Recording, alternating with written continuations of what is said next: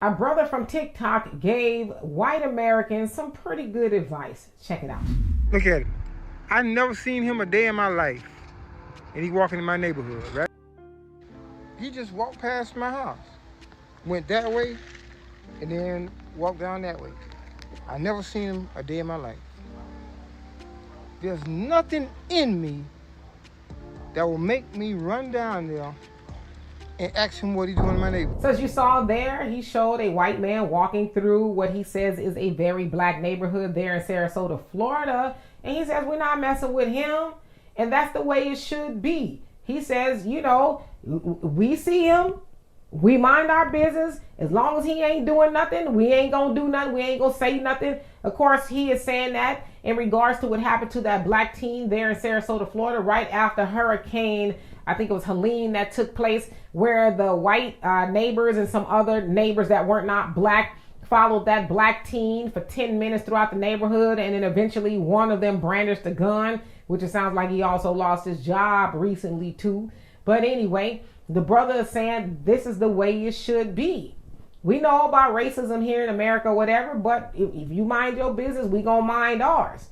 And I agree with him with that. But the other thing I want to say is, yeah, if you ain't never seen that man in your neighborhood before, you should be at least a little curious. I don't know. Especially if you said, like you said, you keep seeing him in there. What is you doing there? I'm not saying you need to run up on him or whatever, but I would be concerned like, what is he doing? Is he working in the neighborhood? I mean, why do we keep seeing him walk up and down or whatever the case is? Because that's what they do. Of course, we know they take it a little further and they want to harm black people that they've never seen in their neighborhood before, right?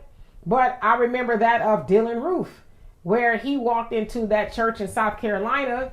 And as they said, the people in the church, our people said, come on in, sit down. They were having choir rehearsal and they set him at the back of the church, turned their back on him. And then he did what he did in taking the lives of 9 black people who were in church.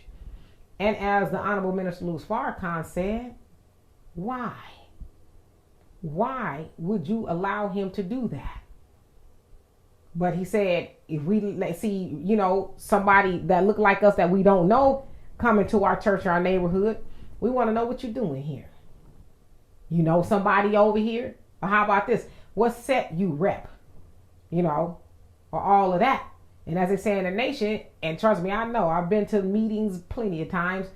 If they don't know you, and even if they do know you, you're going to come on in, do the protocol, put your arms out, they're going to pat you down, pat your hair down, and make you stomp your feet, and even take your shoes off and all that. In some cases, check all up in your bag. Okay, you good, brother, sister, go ahead and, you know, happy worshiping or whatever it is you go do, right? But yeah, we should be at least a little bit curious as to what they're doing in there. But I agree with his PSA to white people. Mind your business. You see somebody black in your neighborhood that you don't know, you never seen them before, and they ain't doing nothing, go back in the house after you peek out the window or whatever to make sure they're not doing nothing harmful, because you might find yourself without a job or even worse. So anyway, y'all tell me what you think of that. And for more insightful commentary, please subscribe to this channel and my channel, The Demetra Kaye Show.